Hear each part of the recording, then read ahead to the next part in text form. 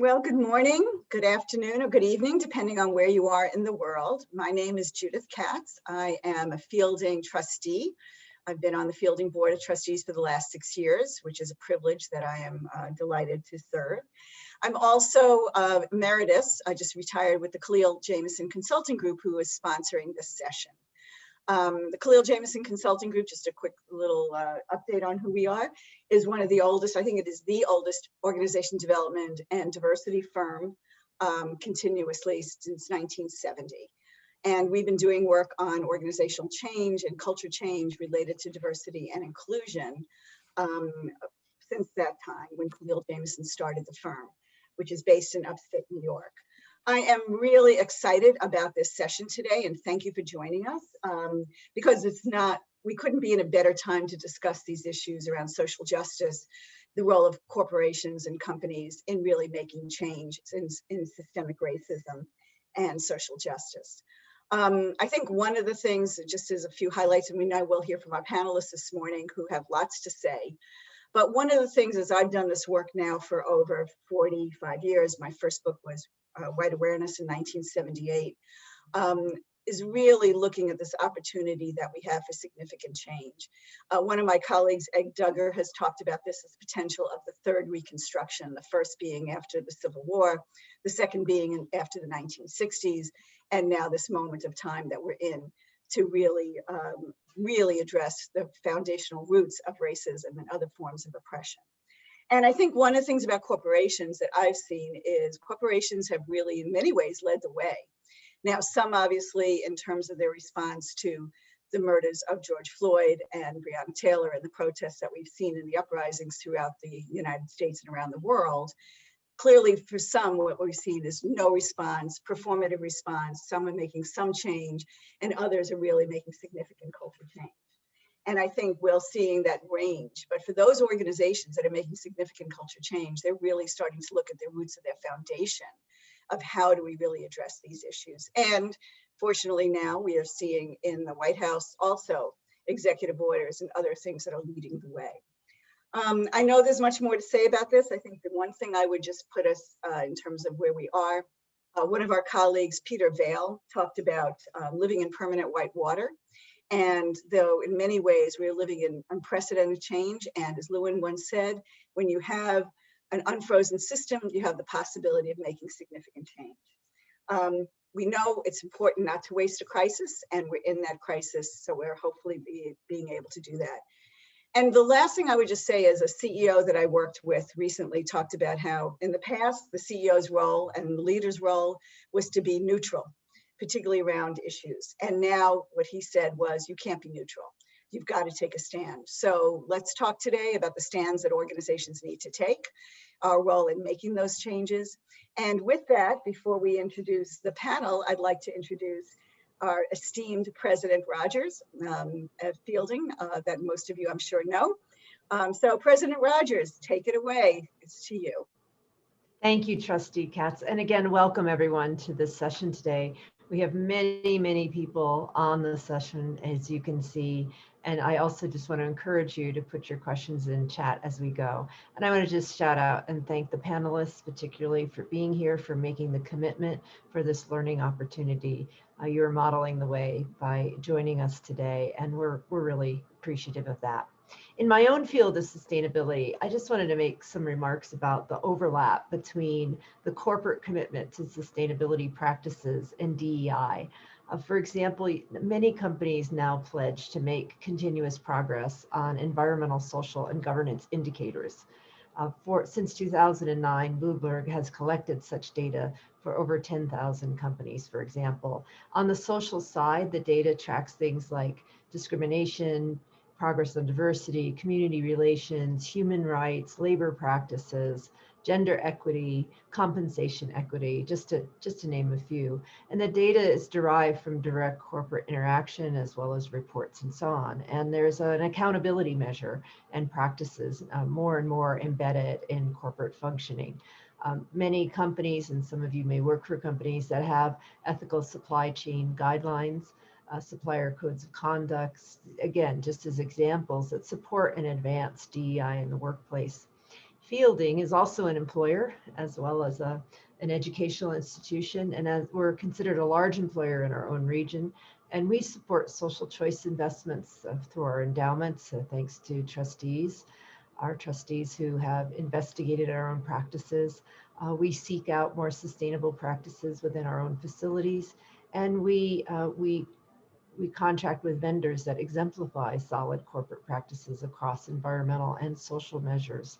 And that's in addition to our own diversity, equity, and inclusion work that you will hear more about today, as the leader of this session is our Chief Diversity Officer, Tomás Leal.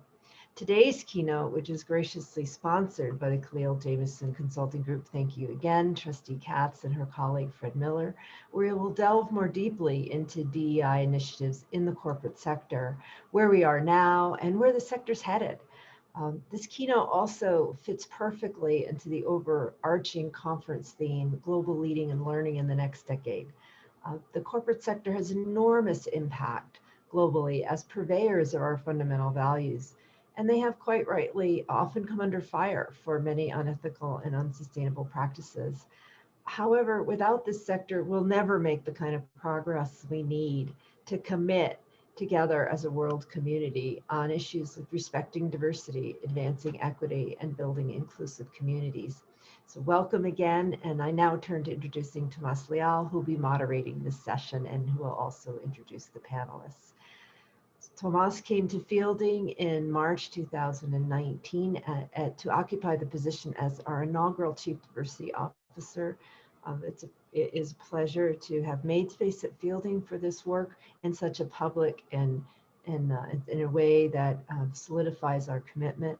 And I want to thank our trustees for not only being supportive of these initiatives, but also being advocates for us.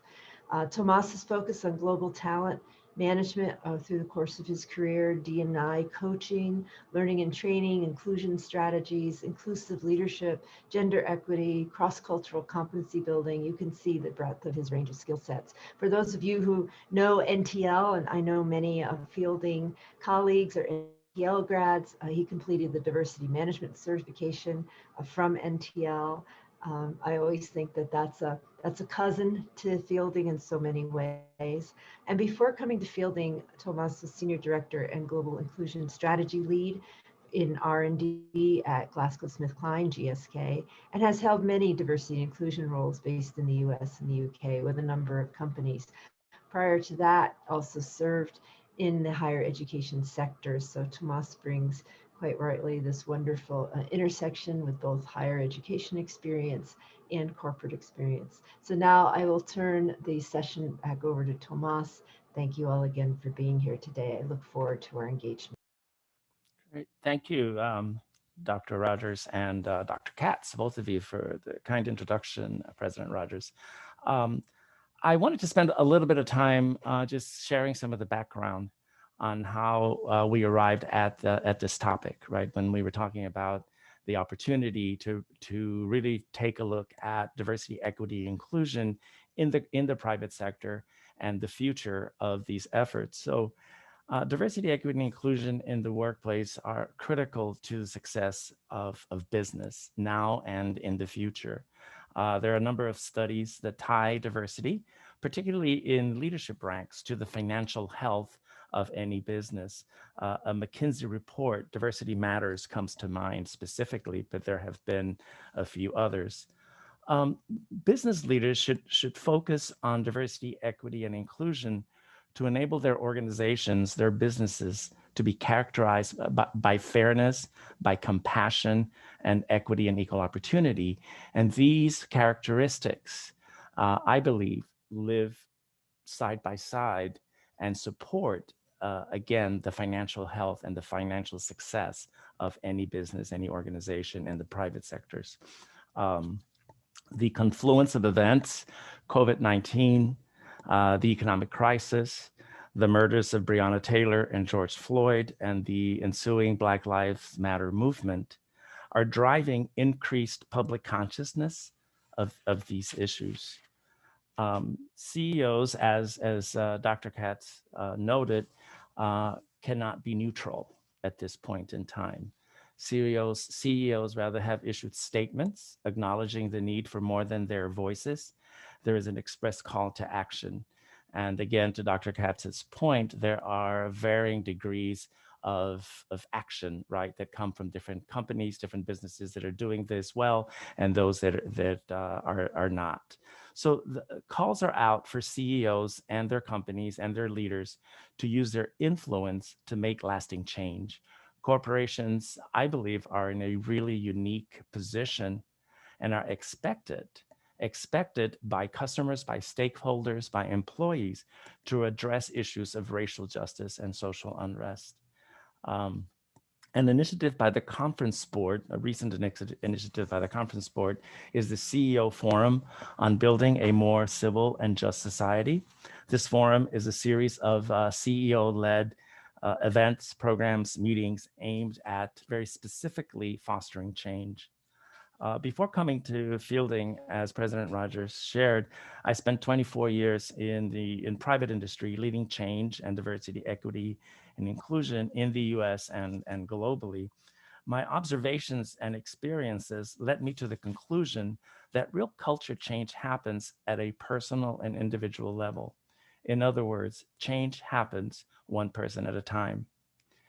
Programs and events that companies and corporations sponsor and pay a high price for, training, lunch and learns, conferences, all of these big events are really excellent ways and serve to set a tone, to educate and build awareness for their employees, for the company, and for their stakeholders. But it really cannot stop there. These efforts are more impactful when individual learning, self-awareness, and introspection takes place, one person at a time again. An important part of this learning is direct contact with difference. Direct contact with difference provides that human connectedness that results in life-changing events, life-changing sort of aha moments for leaders and for CEOs and for anyone that is engaged in this type of one-on-one, right, conversation. Examples of these that I know have been led either by my team in different companies or other companies, or examples are inclusion dialogues for leaders to really tell their story. You know, we can't underestimate the power of storytelling around difference, around diversity, about equity and inclusion. There have been leadership and employee development programs focused on individual growth. There's mentoring, sponsorship of diverse talent, and coaching, just to name a few. With this in mind, then I'm honored to welcome our two panelists, Carrie Spell-Hansson, who will share her research and work in developing corporate women, and Chris Hicks, who will share his research and work on diversity, equity, and inclusion coaching for corporate leaders. So I will let Carrie and Chris both introduce themselves sort of in more detail and just share more about themselves as we move forward. So, Brian, I can't move my slide for some reason.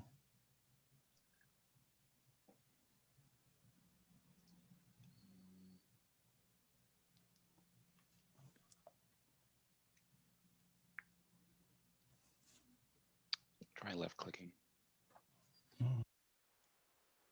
Perhaps if I speak, does that make a difference? Okay. There you go. All right. Thank Okay, you. well, thank you very much, Tomás, and I'd like to say greetings to everyone that's part of our workshop today, and certainly for all of the esteemed speakers that went before me that I've either met, have known, and spent some time with the Fielding folks, as well as people that I've known about and read books like Leal, and just really glad to be here today and to share with you my research. Before I get into my research, as you can see from the initial slide, my research is on respect, but just a little background, just to follow up on some of the things that Tomás has said. When you think about, for most of us, and I don't want to assume everyone, but most of us know that there's a tremendous amount of research out there now in terms of the business case for diversity and inclusion, and that there's a lot that has been done in this, and we have a track record. So for example, in the 2020 report by McKinsey and Company, they stated that organizations with more than 30% women executives are more likely to outperform companies where the percentage range is from 10 to 30%. And in turn, these companies were more likely to outperform those with even fewer women executives or none at all. In the case of ethnic and cultural diversity, their findings also is very compelling. In their 2019 top quartile companies outperform, in their 2019 report, top quartile companies outperformed those in the first quarter by 36% in profitability, slightly higher than 33%, which is what they found in 2017, and 35% in 2014. Now, what's interesting about that research is that the likelihood of outperformance continues to be higher for diversity in ethnicity more so than gender. And at this point, just based upon my research, I would venture to say that that has a lot to do with the lack of significant numbers of women in executive decision-making positions.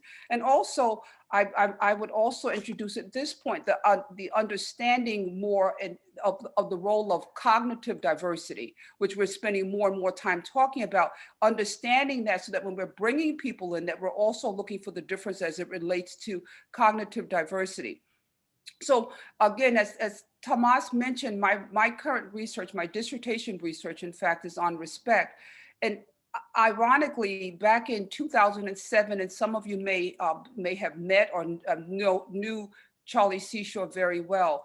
Charlie Seashore was my mentor, and he suggested that I actually do my research on respect because I was constantly complaining, or I shouldn't use the term complaining. I asserted that importance of respect in the work that we're doing, and what I felt was missing was respect. So upon his suggestion, I began to do some initial research, and then I decided that the topic or the concept was really not sexy enough because there really weren't a lot of people in the US speaking or talking about respect. In fact, I found in the United States that more people were speaking, more researchers, as well as practitioners, were talking more about incivility and civility. Around 2010, 2012, I started getting requests from organizations, from clients, to actually speak about respect in the workplace. And this was primarily based upon their employee surveys, and that basically said that people did not feel respected and did not feel trusted.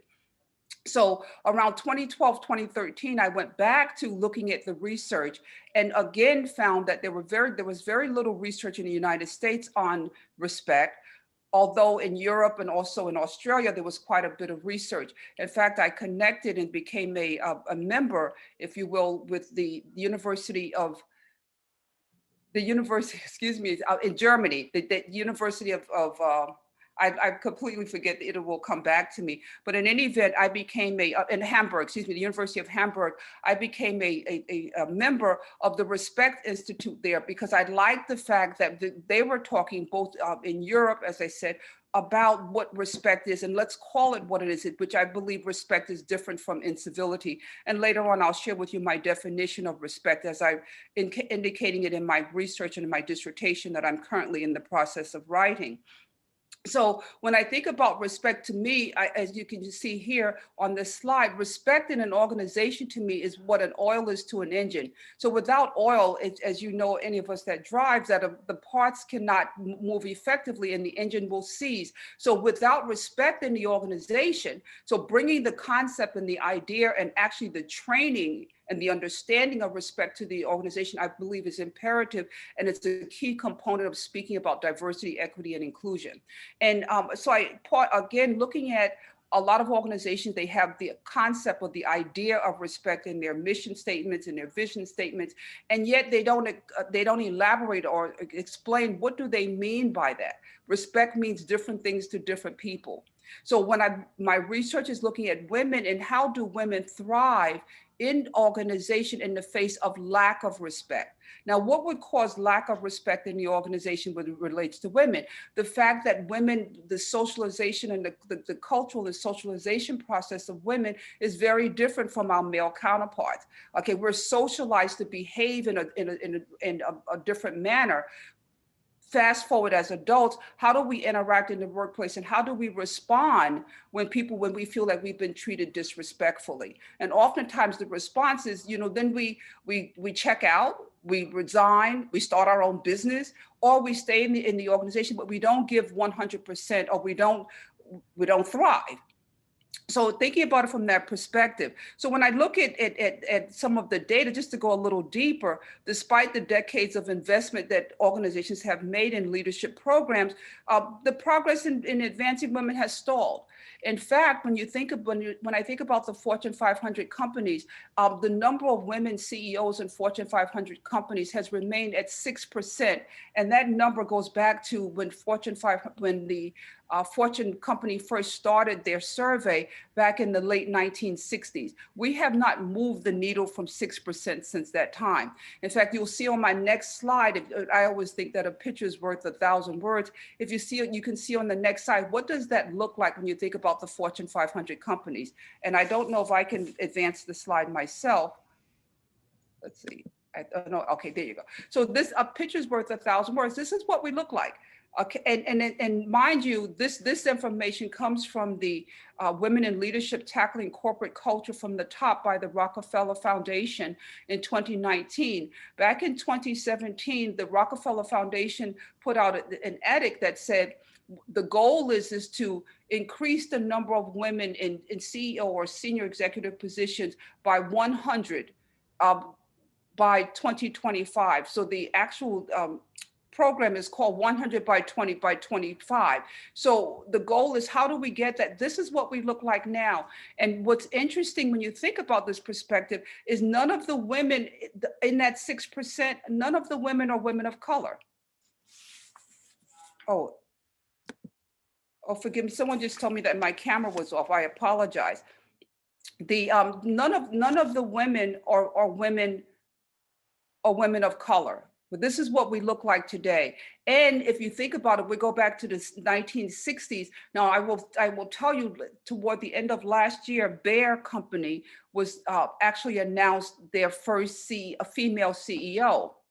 Now that moved the needle slightly to about 6.5, maybe 7%. And at the same time, another corporation was in the process, their female CEO was stepping down. So it's like a revolving door that we have to deal with. So the commitment then is, how do we get organizations like Lean In organizations and McKinsey and all of the people that are working toward this? What do we need to do? What are the things that are important for us to actually move this needle forward?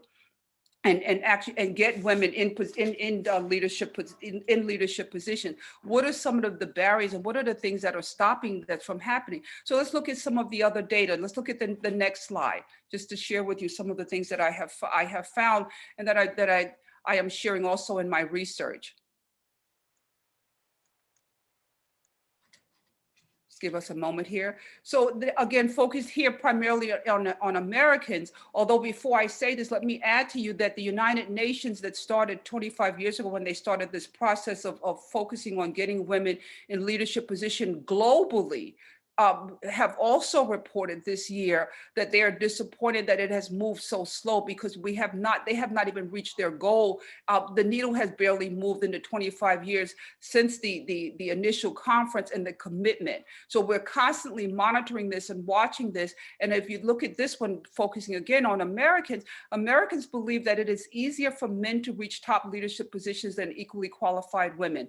And for some people, well, and most people believe that.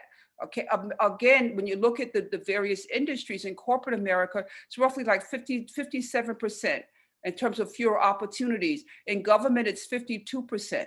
Startups is at 34%. Your field there's numerous fields enveloped in that. And then of course you have the media, 29%. I don't have put politics up there, but again, we see the same thing when we look at politics.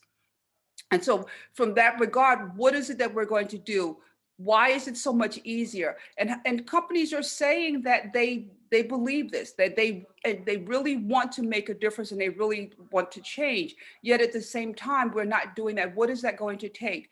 And it's taking a step further. When we look at women, we include all women. Yet when you look at the 6% of women that are in CEO positions, none of them are women of color.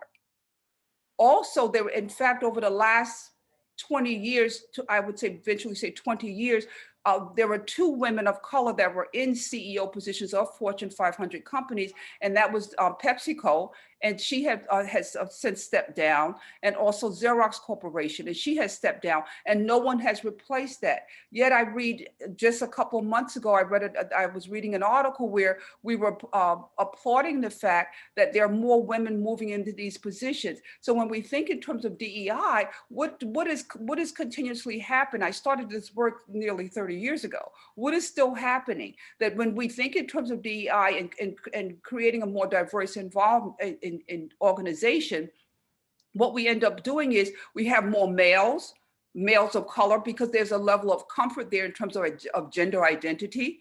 And then when we think about women, more times than not, it is white women that move into those positions. And then as an afterthought, and when you look at it in terms of salary, pay equity rather, all of those things, we're seeing that women of color tend to still be at the bottom. What are we doing to bring some equity to that? So that when we say women, when we bring in a woman, it does not represent all women from all races, and say that that's fine. So we have to also look at addressing that. And so when I think in terms of my research, and I've shared with you some of the systemic barriers that exist, my goal and the purpose of my research is to look at some of the intrinsic, or the internal barriers. What are some of the things that women can begin to do to motivate, to move themselves and to stand even in the face of disrespect or discrimination or any of the isms? What is it that we have to do? How do we fortify ourselves? And to me, I'm looking at self-respect, I'm looking at self-esteem, I'm looking at just that ability, that self-confidence, all of those tools and techniques. My goal at the end of my research is how do we develop training programs to support women in developing and becoming stronger in themselves, and then also being able to support other women, because that's another problem that we find, that other women are also having a challenge, if you will, in terms of supporting each other. And again, to me, that goes back to the socialization process, because we're not taught as when we're younger how to play well together, if you will, and respect each other and respect each other's position. It's like we weren't, if you grew up playing with dolls, and you understand that no one ever had a boss doll, because if your doll was in charge, you would be ousted from the group. So there's no such thing as a boss doll. Women were taught to be collaborative, and we're all equal. So all of our dolls in the play arena were equal, were considered equal. Not to say that we become unequal, but at the same time, being able to respect the fact that some of us are in position, or maybe in position of power, and how do we respect that? The other slide I'd like to share with you quickly is, we'll share the next one, is look what happens in terms of women and bias in the workplace. Why are women challenged by all of these? When you look at the percentage of all women in terms of difference, what are they experiencing because of their gender? And if you notice on this, you have the women, all women are at the black box, white women are green, Black women are the yellow, and the Hispanic women are like a darker green, if you will. And if you take a look, feeling interrupted more often. Okay, all women feel like they're interrupted when they're speaking, felt judged more harshly. Again, looking at the high percentage. And it's interesting because if you notice in this regard, women of African descent or Black women tend to feel like they're judged more harshly than their female counterparts, felt discriminated against. Again, when you look at the high percentage there, white women said that they felt that they were discriminated against more. So it's interesting when you look at as women are reporting how they feel, what are some of the things that we can do to begin to lower this information, to lower these numbers and this data, is really what my research is about, and what I wanted to share with you in terms of what our responsibilities are, and the fact that we have a lot of work to do. And we are now in 2021. What is the probability we're going to move from 6% to 100%, or, you know, from 33 women, we have 37 women right now in CEO positions, to 100 women in 4 years. I mean, that's pretty dismal in terms of will that happen and how are we going to do it? So just keeping that in mind as we move forward, that we have a lot of work to do. And my next slide.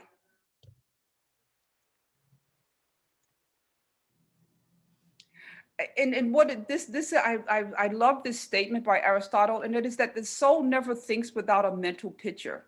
So we have to be clear. It's like I read something the other day, is that everything starts with the imagination.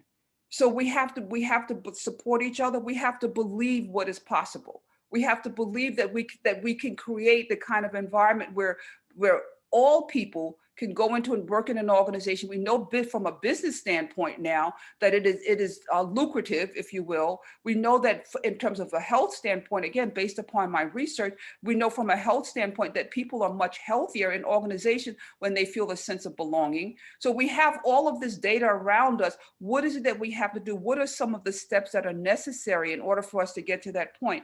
I just want to share with you my definition of, I have several definitions, obviously, in my dissertation, but my definition of respect is, I define respect as a baseline acknowledgement and appreciation for an individual's value, their contribution, and their presence. A lack of respect or disrespect, I define that as when someone does not acknowledge and show appreciation and value for an individual's contribution and presence, okay, in a specific situation or in general. So again, that to me is what respect is, and how do we go about speaking about diversity, equity, inclusion without the engine, which I call respect being the engine to drive that forward. So in closing, because I'd also want to give top opportunity for my colleague to also share with you some of the things that he has to share. I developed, I'm looking really quickly here. I had 5 best practices. When I looking at the company, we're able to extract from some of the research, some 5 best practices that the companies that are consistently in the top, percentage above their counterparts as it relates to being a successful company that have included many of the issues, many of the ideas of creating an inclusive environment. I just want to share some of those with you. Okay, number 1 is ensure the representation of diverse talent. And so this is still an essential driver of inclusion.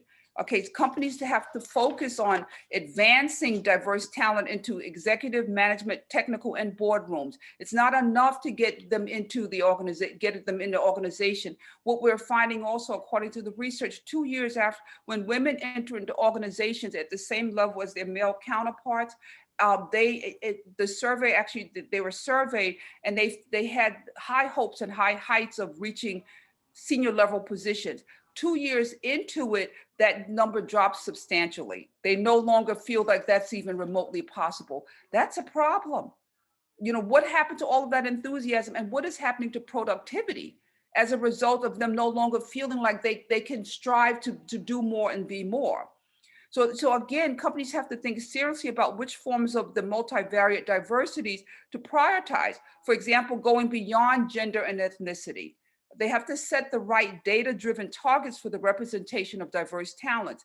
The second best practice is strengthening leadership accountability and capabilities for inclusion and diversity. They have to place their core leaders, managers, and at the heart of the DEI effort, beyond the HR function or employee resource group leaders. So again, a lot of companies are doing a very good job at that, but that's where they're stopping. They have to strengthen the inclusive leadership capabilities of their managers and their executives, and they have to emphatically hold all leaders to account for the progress. Not if you're okay with it, do it. No, you have to do it. Has to be such an integral part of what they do. The third one is enable equality of opportunity through fairness and transparency. Again, in order to feel respected, I have to trust you. In order for me to trust you, I can't think that you're, saying one thing and doing another. So to advance toward a true meritocracy, it's critical that companies ensure a level playing field in advancement and also an opportunity. They're going to have to deploy some analytic tools to show that promotions, pay, processes, and the criteria behind them are transparent. In other words, they're going to have to de-bias those processes because many of them are very biased at this point. They have to strive to meet diversity targets in their long-term workplace plans. Number 4 is promote openness and tackle the core idea of microaggression. Companies should uphold a zero tolerance policy for discriminatory and disrespectful behaviors. Again, when we allow the disrespectful behaviors to continue and ignore them, it causes all kinds of anguish, if you will, and physical and physiological and psychological problems for employees. Okay, and it leads to, it's on a continuum. It starts out as disrespect, it leads to bullying. Okay, so and then also harassment is another one that has to be a zero tolerance policy, if you will. They have to establish norms for open, welcoming behavior, and they have to ask leaders and employees to assess each other on how they are living up to that standard, not occasionally, but just periodically and perhaps quarterly initially. But again, just so that people begin to feel that sense of trust again. And the last one is foster belonging through equivocal support of multivariate diversity. Organizations should build a culture where all employees feel that they can bring their whole selves to work. At the end of the day, that's where we are right now. Managers should communicate and visibly embrace their commitment to multivariate forms of diversity, build connection to a wide range of people and supporting employee resource groups to foster a sense of community and belonging. And lastly, companies should explicitly assess belonging in internal surveys. I am very passionate about this information and this material, and I can talk about it all day. In the interest of time and respect for my colleagues and for those of you that are listening, I am now going to introduce you to my colleague, Chris, who's going to take this a step further and speak about it primarily as it relates to the one-on-one aspect of supporting others. Thank you. So Chris, before you come on, this is Tomás. Just wanted to ask participants if you have questions to put them in the chat box. We will be answering questions and hopefully having a dialogue after Chris's presentation. So hold your questions for now, but do capture them in the chat box. We will monitor those, and then we'll have an opportunity to answer some of your questions at the end of Chris's presentation. So Chris, over to you. Thank you, Tomás. And thank you, Carrie. I am not seeing myself on here. Okay.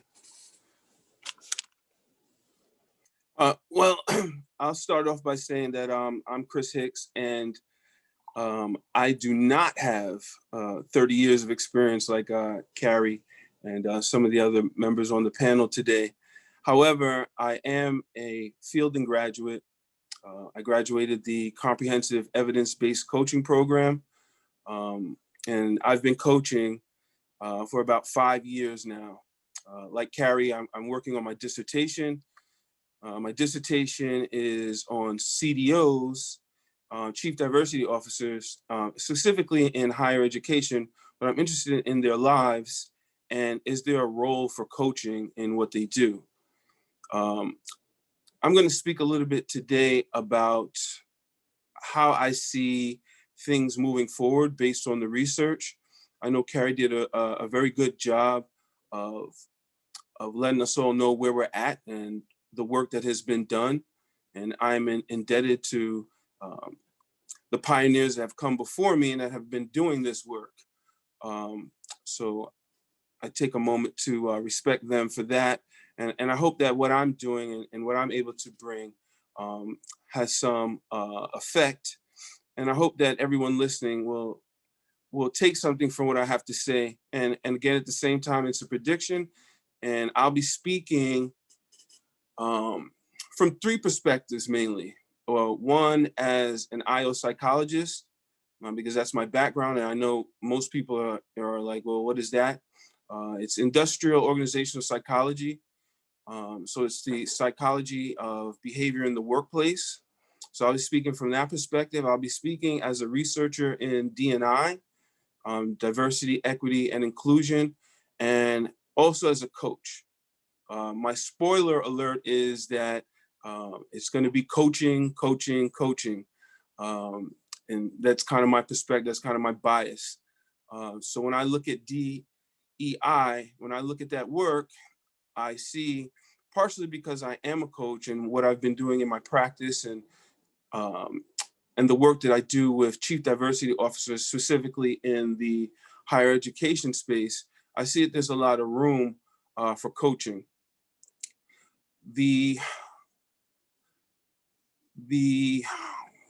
Where's my slide?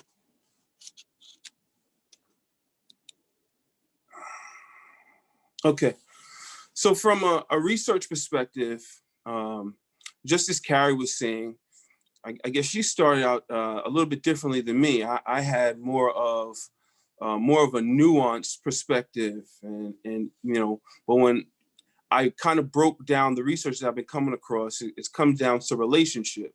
So she had the great analogy of the oil in the car and the parts working together. And it really does come down to respect. For me, it's coming down to relationship, right?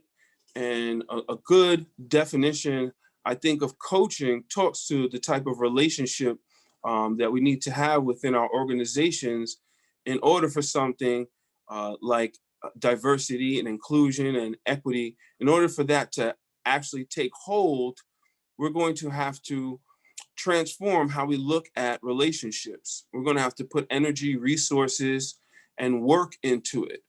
But a good definition by Thornton is all coaching is founded in a developmental relationship, blending enough safety in the relationship to enable an encounter with new information. And the emphasis is on encountering new information. So with that in mind, if you look at this slide, I've been finding in my research that the terms assessment and analysis are used interchangeably, as well as culture and climate. I think, though, if we pay a little more respect to the subtleties or the distinctions, rather, there's a big difference between an assessment and analysis, especially as an IO psychologist.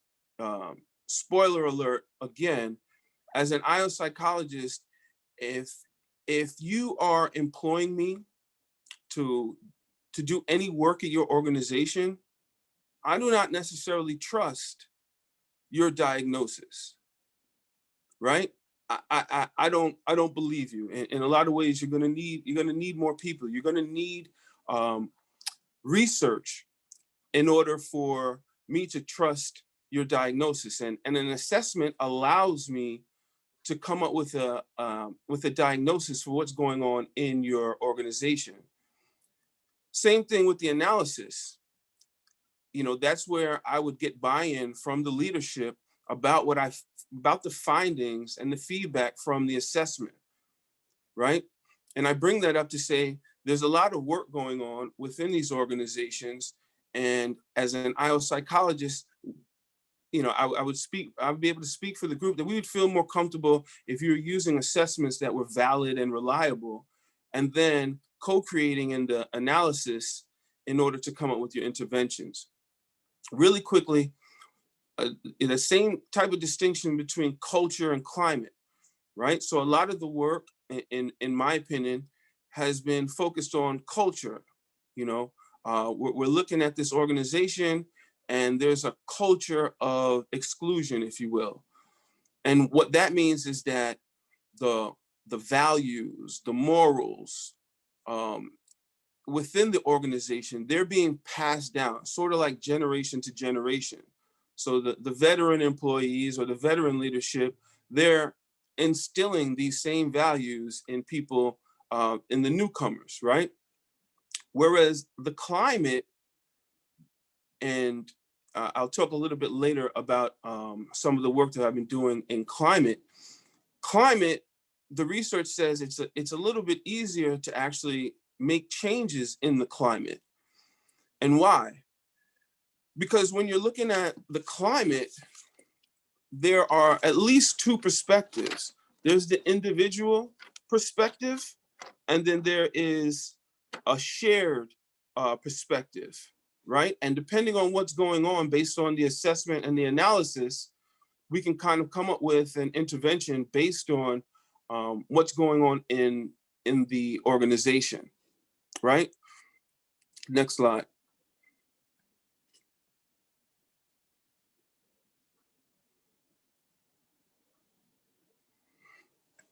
So now I'm switching into more of the coach perspective here. As you can see, there are 4 coaching factors, and we're familiar with these factors, right? They play into what Carrie was talking about as far as respect. They play into relationship, and relationship is huge. And why I chose to focus on these is one of my business partners, he has done extensive research on these factors and how they correlate to the climate within an organization. And so as you increase desire, you increase the health in the environment of your workplace, right? And the same thing with the other factors.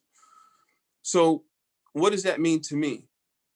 To me, as a coach and as an IO psychologist, I want to find a way to increase these factors. And that's why I say coaching, right? So the first coaching is, it has to do with executive coaching. And executive coaching would mean bringing in a third party to possibly talk with the chief diversity officer or the existing leadership and have a dialogue, right? Because coaching, again, as we discussed earlier, it's a developmental relationship. The thing that strikes me about coaching is that coaching is also a relationship between equals, right? And what really drives my research and what makes me passionate is I wonder, do the chief diversity officers in your organizations, do they feel like they are equals to the other executives in the C-suite? Do they feel like equals with anyone else in the organization? And so that drives my curiosity, because coaching is about a partnership between two equals, and you're having a dialogue and you're creating what you could describe as psychological space, right? And that's one of the things that I enjoy about coaching, is that I have the ability to create some space for an individual or a team, and inside that space, whether they need a lot of space or they need just a little bit of space, we co-create that space. And through powerful questioning, we're able to, one, allow that person to express what they need to express.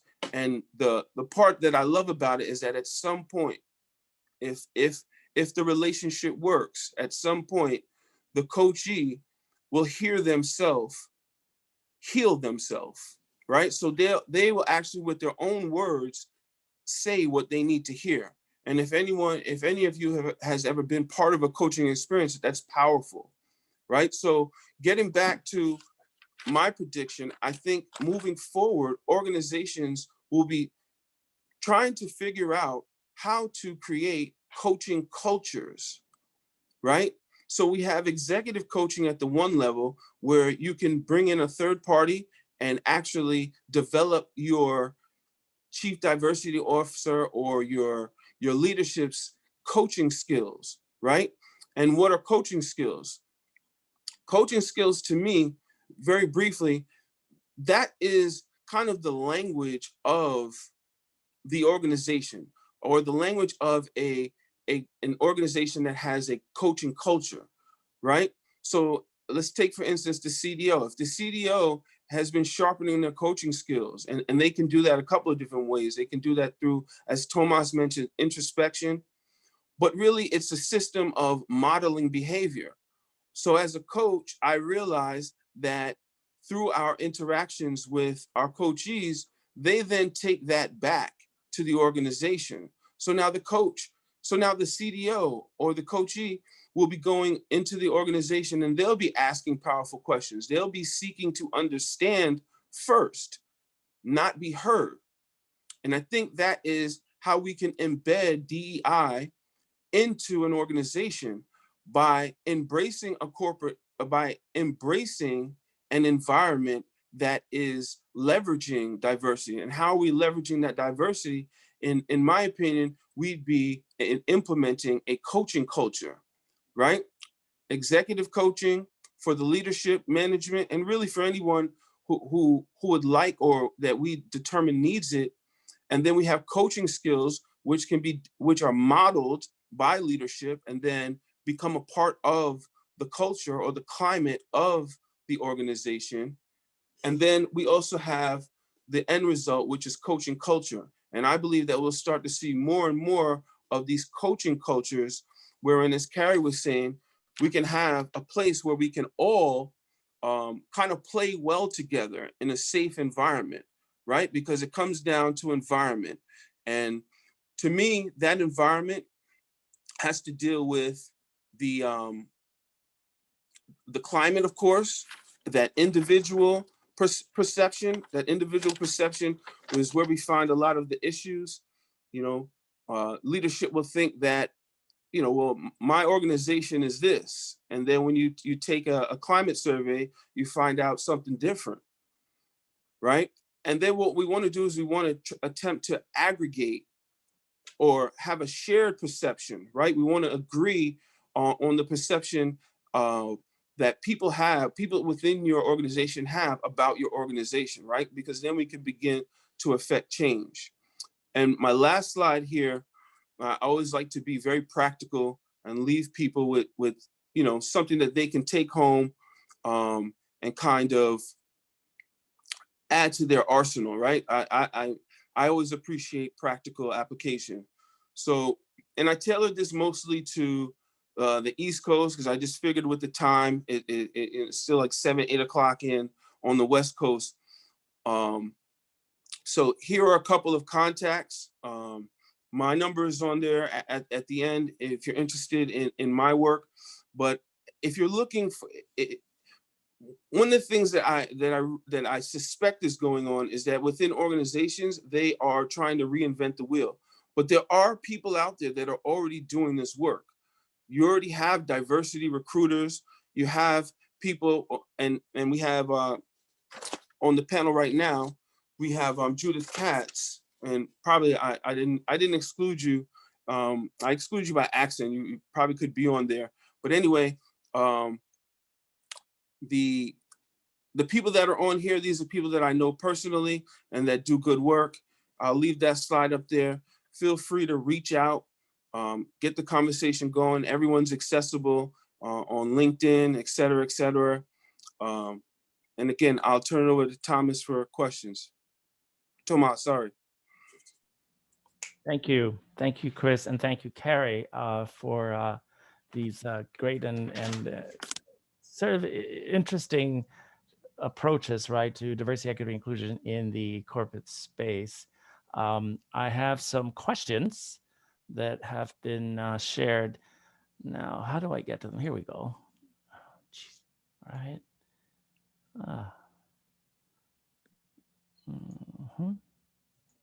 Apologies, trying to get to. So the first question is from Dr. Green from the psychology department. Can you speak about how intersectionality, I guess this is for Carrie, can you speak about the intersectionality, how intersectionality rather affects the underrepresented women in corporate America? As you said, none were women of color. If there are women and ethnic and non-binary, for example. Hi, this is Carrie. So let me make sure I understand the question. Speaking to the intersectionality, when I say women of color, am I including all of these other women that she mentions in the question? I'm assuming that that's the question. Yeah, how intersectionality affects the underrepresented women. Yeah, let's see, I lost the question. something happened here. Here it is. Well, I believe that it first of all, it plays a strong role, I would say, in intersectionality, because what we're doing is, I was just reading something. What we're doing is we're talking about when we're overlapping, when I say women of color, in my research, I'm actually breaking that down. But when you think in terms of we do have I'm just looking at my data right now, we do look at women, we break it down, not just Latinx women, Black women. We also look at non-binary women. We look at all of the different roles. And when we look at those, and when I break it down, and I'll be happy to share that research, if you can follow me on Fielding or email me, I'll be happy to share the specific data. But yes, when we break it down, it's still very, very high. And what I mean by very, very high, we still have women of African descent that is much higher in terms of feeling discriminated and feeling like they're not being included in the organization. Second to that, we still have Latinx women as well. And then you have the issues, as you say, the percentages are smaller. And I would venture to say also because the numbers are smaller when we break it further down. And one of the reasons why the numbers are smaller when we break it further down is because a lot of women are afraid to come forth and speak and really share who they are. Does that respond to the question? Yeah. Yes. Thank you, Carrie. Another question: what have you found about mentoring for women of color in the research, if anything? So it's about mentoring women of color and how that might be different from white women, I guess. It's what's interesting about that is when you think about it, when you think about the standpoint of mentoring women, there's an understanding, first of all, getting the organization to understand that there's a difference in terms of the women, how women process. Okay, so when you think in terms of one of the things I speak about in I'm looking at in my research is understanding how the cultural and socialization process and how that differs. So if you're mentoring these women, you have to have an understanding. It's being able to not necessarily wear my shoes, but be able to understand the shoes that I wear would be the short, succinct answer to that. And what I mean by that is not being able to acknowledge and recognize that I come from a different perspective. One of the things I teach in my classes, in my courses, when I'm training, I tell people that common sense is not common. Okay, so when you approach someone from the standpoint of this is how I see the world, and so therefore, if I treat you the way I would like to be treated, then you're gonna be well mentored. That's not the case. You're gonna have to know who I am. You're gonna have to understand what I bring to the table and what my concerns and my apprehensions and what it is that I feel uncomfortable about in order to support me. So we have to be able to have an authentic, honest dialogue, and that oftentimes is not what is happening. I think people's feelings are minimized, emotions are minimized. Okay, thank you. Yeah, and I mean, just sort of to piggyback on that comment, Carrie, I think women of color, people of color in general, and in this case, of course, women of color, bring that different perspective to the organization. And at least from my experience, that perspective, that experience, that reality is not always acknowledged, right? Is not always part of, the corporate culture. And so that when you're mentoring a woman of color or a person of color in general, there are different ways that that the world is perceived by them, to your point, that you just made. So it's really interesting. It's a different view and really creates or demands a different approach, if I may. So absolutely, yes. And this could be for both Carrie and for Chris. Do you have advice for organizations that are not diverse and believe the reason is that there isn't diversity of people applying? The argument is that they will not apply because it is not an inclusive place. What strategies that you are familiar with help with this awareness? Chris, you want to start, and I'll piggyback on you on what you have to say. Yeah, that's a great idea. Thank you, Carrie. That's kind of why I put that last slide up there with the points of contact And you know, I've got to do a better job of having more points of contact and kind of playing like a matchmaker role with organizations that are looking at what I think these days, because of technology, is kind of simple when you're talking about diversity, recruiting, et cetera, et cetera. Like I was saying, there are people out there, right? And it kind of goes back to when I mentioned the organizations reinventing the wheel. That work is already being done. It's a matter of us all finding out what each other what each of us has to offer, and then relying on those strengths. Thank you, Chris. And what I would say in response to that question is, when you think about technology, when an organization say that they are looking for someone, whatever the case might be, all you have to do is go on the internet. And one of the things that I do when I look at that, and I'm not looking for a job, let me clarify that. But what I do is when I read something that someone's looking for a position, they have a senior level position open, or just any middle management up, I go online to look at the organization. I also then look at what their executives look like. And no one looks like me. And I go, that's interesting. And then I do a little bit more reading. They have no indication on their website or that they're doing anything to change that. Okay, let's be real. Let's be authentic. Wow, we know that this is what we look like now. And we also are striving to look like X. We're bringing people in to support us in making this happen. Okay, but when you're saying that, you know, we have good lip service and we really like what this and we want this to happen, but we don't have anyone here that looks like that, speak to it. That's what I would say. I think it's very important, because then that shows your commitment, and what are you doing in order to make that happen? Yeah, I mean, that's great. I think both of you hit on some really key points around recruitment and diversity, right? Having worked in one particular company, a high-tech company, one of the things they realized early on their diversity journey, was because it was high-tech, because they were looking for very specific disciplines, right, to come into the organization, and the fact that women are not, I mean, there are women out there who are STEM and STEM educated, but there isn't an overabundance, right? And so what this company did is they started a program where they started working with high school age young women to get them excited about technology, right? And so they started these camps in the summer, started in the US, and eventually went globally, right? It was in Latin America, in Europe, in Asia, where they held and paid for these young women to come in for a whole week, 4 or 5 days, and sit in front of a computer and really take them through some real exciting activities and lectures around the connecting them to high tech and to technology. So I think there are interventions that companies can do.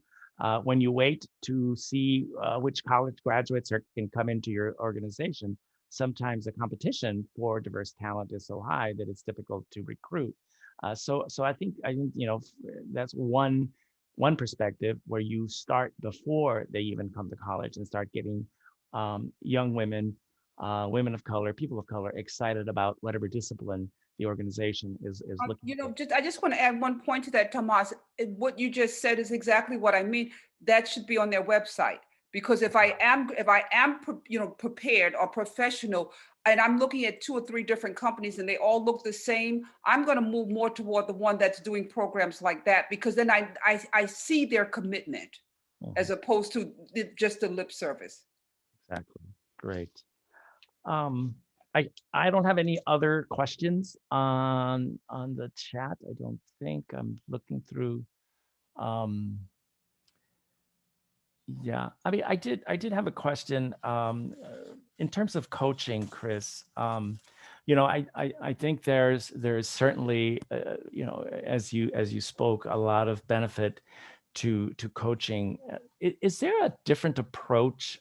I guess is in trying to think about if you are coaching a leader of color, and oftentimes leaders of color find themselves being the only one, right? The only one in the that are part of the leadership team or part of the C-suite. Any experience you've had with coaching leaders of color and how that might look different? Chris? Well, thank you, Tomás. So I would say that obviously there's going to be difference. However, the coaching process is kind of the same, right? It's still equal to equal. It's still powerful questioning. It's still creating a safe space. Now, does it help to have when you're looking at intersectionality? Does it help to kind of have more similarities or to have more of a mentoring relationship where you've been in that place, or you can personally relate and kind of take more of an advisory role? However, for me, for coaching, you've got to find a way to separate out the two, right? Because coaching is more of a co-creation process. And then even the mentoring and the advice, the way that I learned, those are two different occasions, right? And so there might be more in the way of advice. There might be more in the way of mentoring. But when it comes to coaching, you got to keep them separate. You got to keep them separate. Okay, great. I was trying to see if there was another question. Another question is, isn't the lack of cross-gender mentoring also an issue? Not sure what is meant by cross-gender mentoring. You're muted, Carrie. I would venture to say that there is cross-gender mentoring that's going on. I would say, again, I'm just taking this as my perception of the question. I would say that what happens oftentimes is people understanding the level of comfort and what's most important when it comes to actually mentoring. So there has been some studies and some research where cross-gender, there's an apprehension about doing that because you don't want it to spill over into something personal or to be mistaken as moving into a personal. So it's being able to have those conversations and being authentic and being clear and setting boundaries. But there's a level of comfort that people have to establish, and it is possible and it does work. So you have cross gender, and then you have also obviously the whole race issue. You know, how do I get past that? So it is possible, and it is an issue. I would say yes to that too. Okay, thank you. This is, I mean, another question that comes up for me, and is, I think this could be both Chris and Carrie, hearing a lot about belonging nowadays, right? I see positions out there that are, you know, head of leader for diversity, equity, inclusion, and belonging. Any perspective from both of you, I guess, or yeah, from both of you about, so where does belonging play a role in this, right? And how are companies, to your knowledge, defining belonging versus inclusion? Just, you know, you mentioned on your fifth best practice, right? Foster belonging, Carrie, where you can bring your whole self to work. Any more thoughts on that from you? Yes, I would say what a lot of the formula now is the diversity plus equity plus inclusion equals belonging. So again, you can have diversity and inclusion without having the equity portion in it.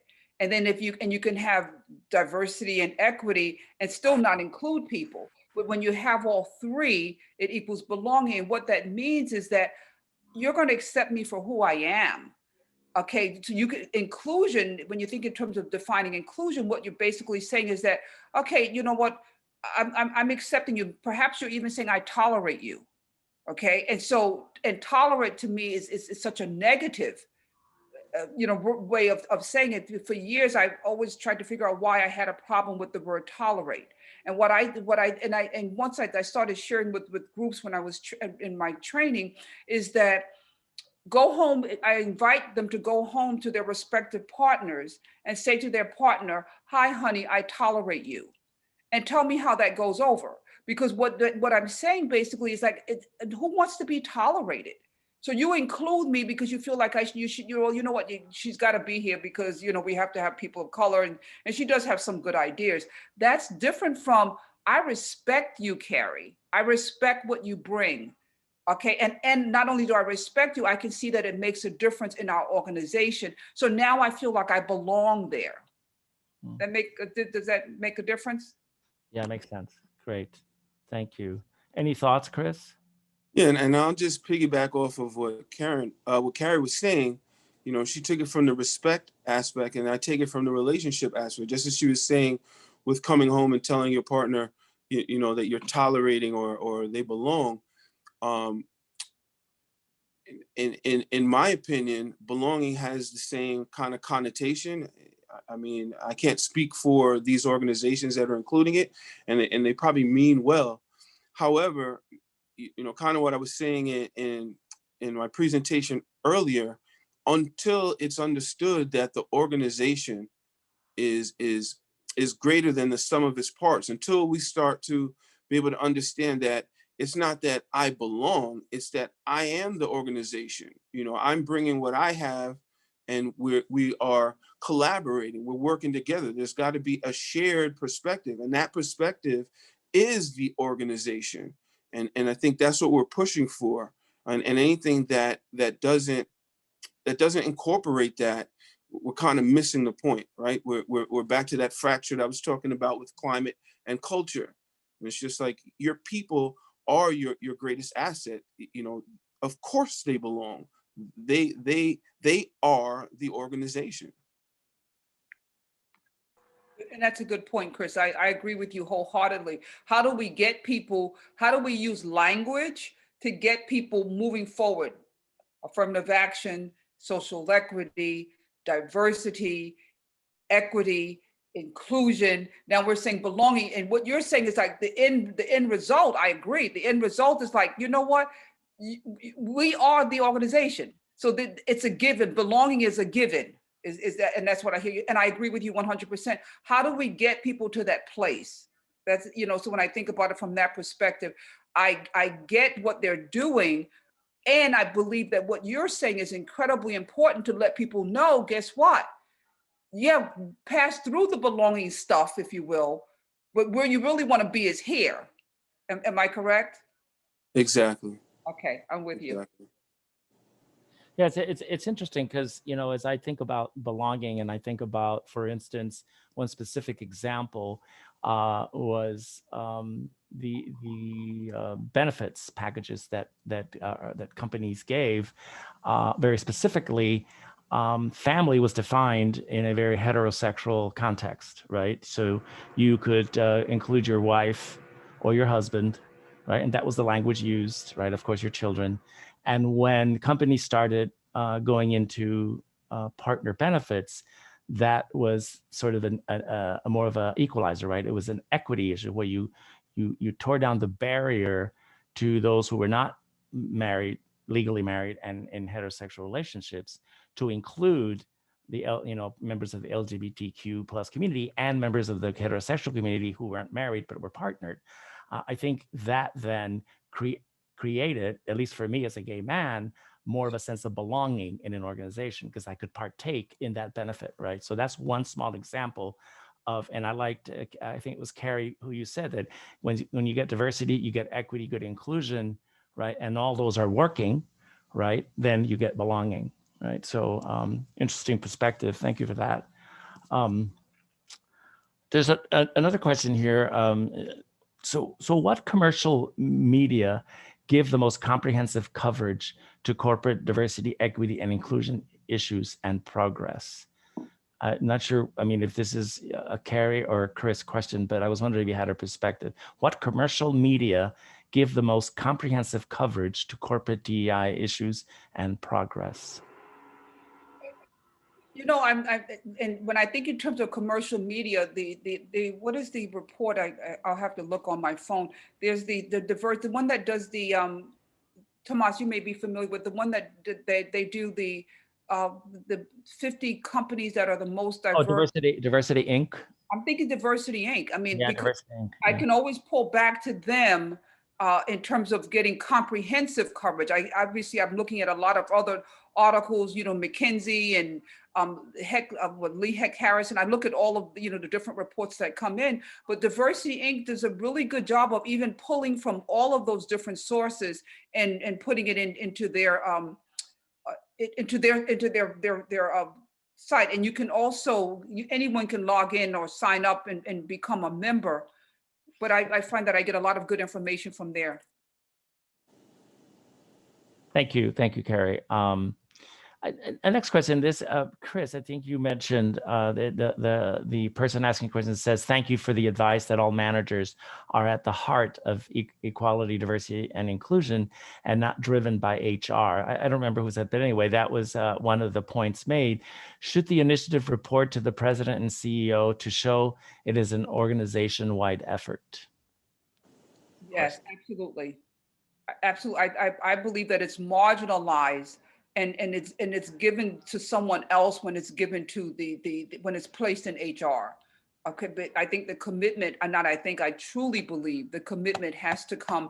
And I pushed for that even when I was in positions that I wanted to report directly to the president, because it sends a completely different message throughout the organization. And it also, your interaction with what needs to be done comes from your manager or your boss, who happens to be the top person in the organization. I think that's very, very important. Chris, any perspective on that? I would say I agree. We've been talking about belonging, we've been talking about respect, we've been talking about relationship, and if you feel strongly about an initiative and you have a way to communicate that to leadership, right? Then that forwards the buy-in and the ownership, and that's what we need to cultivate. And I think that's a key part of coaching culture. It's owning the ideas, it's owning the results, right, and cultivating a buy-in. So I 100% agree with what Carrie's saying.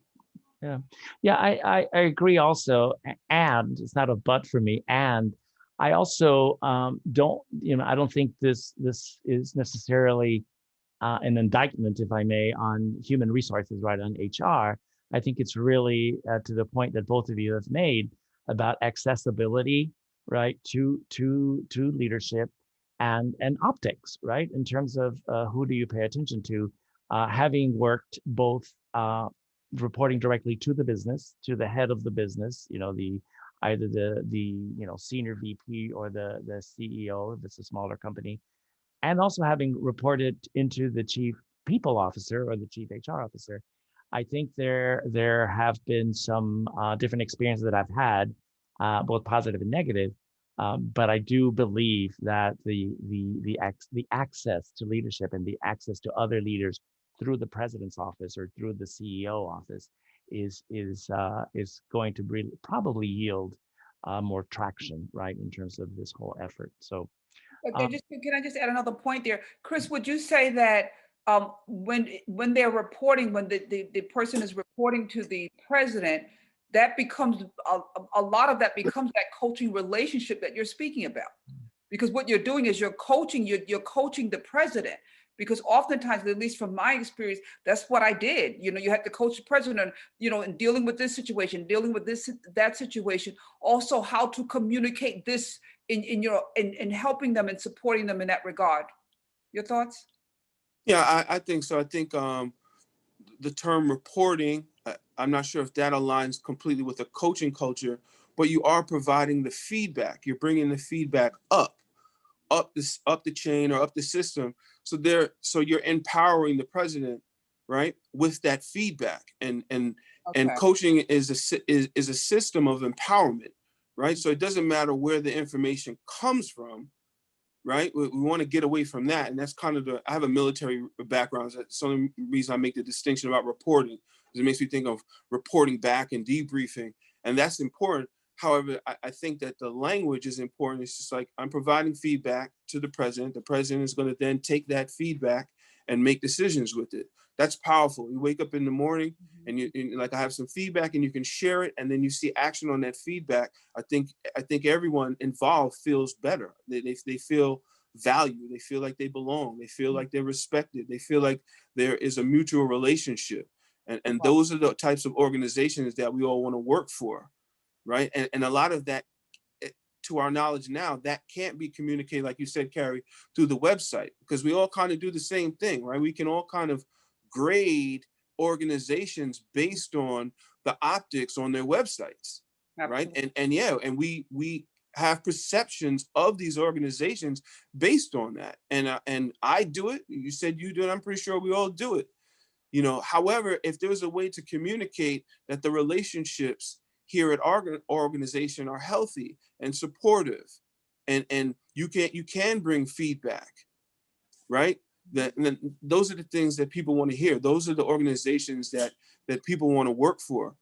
I think back 30 years, when I was coming up, I felt I would not have believed back then that we'd be dealing with what we're dealing with now, to the point where I have young sons now, and I've got to take all the energy, all my faculty, to try to do what I can to impact change, so that 30 years from now, they're not dealing with the same types of things. So that's where my energy comes from, and that's kind of how I see things. Mm-hmm. Excellent. Thank you for sharing that. Thank you. Yes, thank you. We're coming up upon the half hour. Any last thoughts or comments from Carrie? Then I'll go to Chris.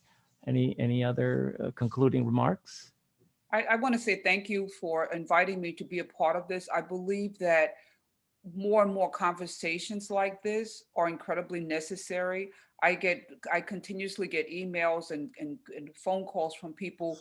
How do I handle this, and what do we do? And so many people are in this space of, we don't know what to do. Inviting people to have these dialogues and ask their questions. And I believe, of course, we're driven to this format as a result of the pandemic, as a result of COVID.